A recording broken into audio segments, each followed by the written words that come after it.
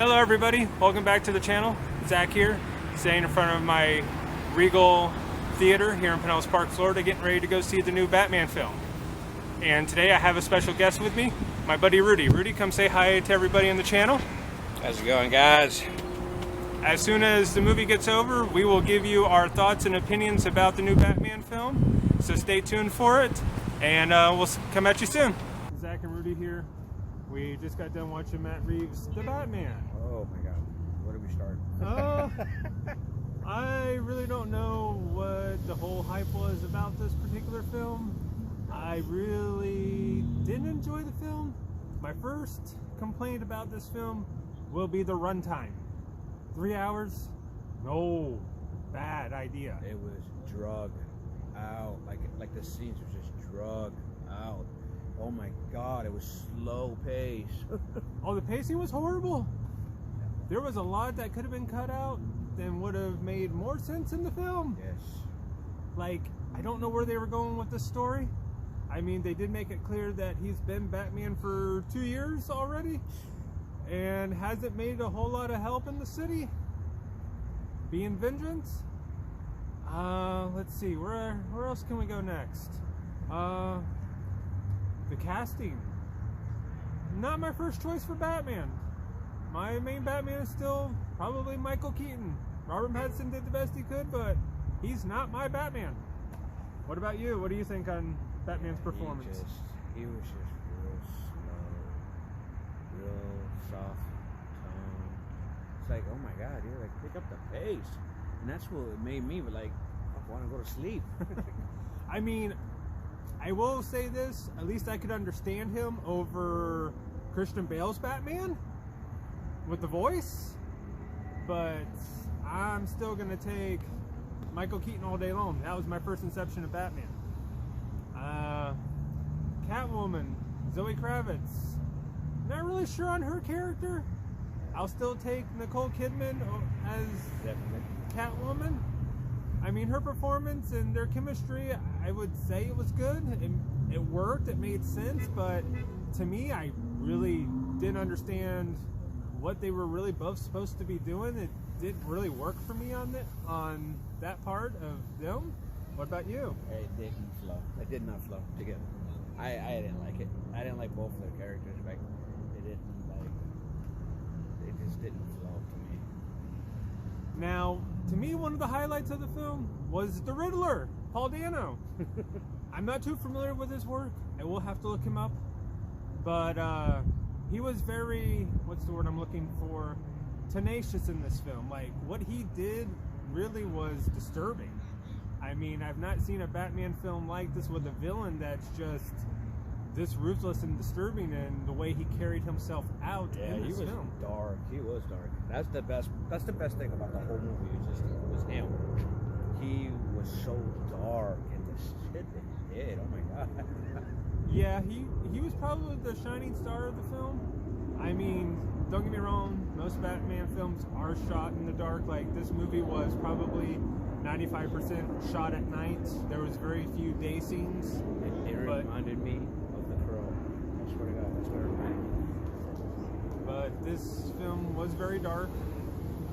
Most Batman films seem to be shot with the dark and dark tone. Not really sure if that's because he's always out at night and not much out in the day. Can't really say much about that part. I did enjoy Jeffrey Wright's performance as Commissioner Gordon. I thought he brought a decent part to the film. I liked him in the Hunger Games, and I've probably seen him in a few other things like the 007 movies, so I really like his performance as Commissioner Gordon. He was definitely a bright star of the film. I would say yes, definitely good. The Penguin character, I'm not really sure which actor played him. I want to say that was Colin Farrell. He was okay. I mean, he had a couple decent scenes. I mean, the car chase scene with him was probably the best of his performance in the entire film. Don't give it away. Well, I'm not giving any spoilers. I mean, they've seen it in the trailer. I'm not really giving much away on that. I mean, I'm sure we'll probably see more of the Penguin, and if they make a sequel of this film, which I probably wouldn't recommend, but that'll all be depending on how the fans respond at the box office, because money speaks louder than anything these days. Sure it does.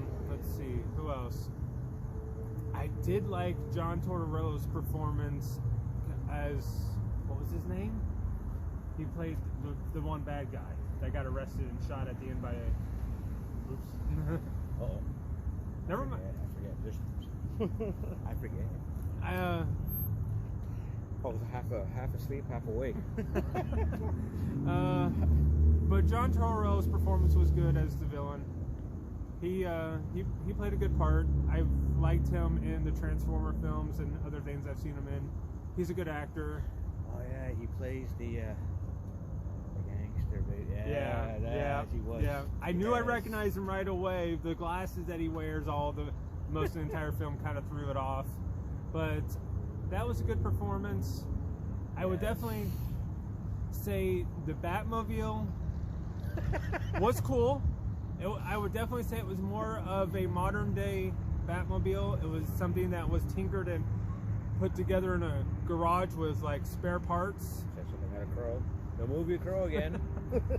Yeah, I can see where you're getting the references for the Crow. I mean, I would prefer the old classic Batmobiles. I mean, I get what they were going with in this film, but give me the Batmobile, the way it's supposed to be, the way we know the Batmobile. I'm not taking anything away from this Batmobile. Just give me the Batmobile. He spends a lot more time on a motorcycle than he does the car, so if you're hoping to see more of the car, you're not going to see a lot. Just a couple of scenes, huh? Yeah, just a couple scenes.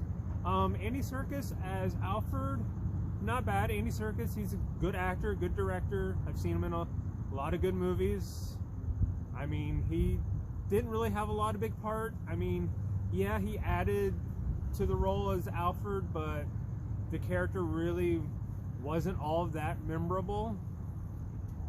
I really can't speak highly on this film, really whatsoever. Maybe 1.5 stars at best, because of the long runtime.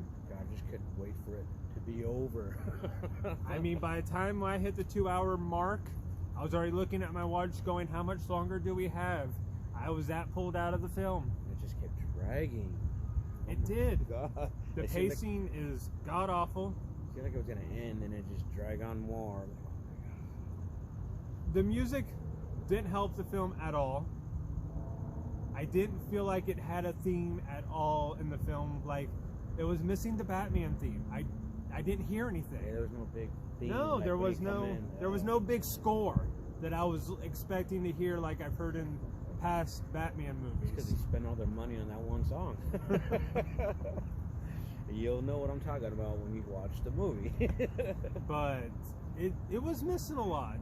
The story, well, not great. I mean, will I see it again? No. Will I buy it? Definitely not. Hell no. And I'm trying to get on board with the DC films. I'm really having a hard time.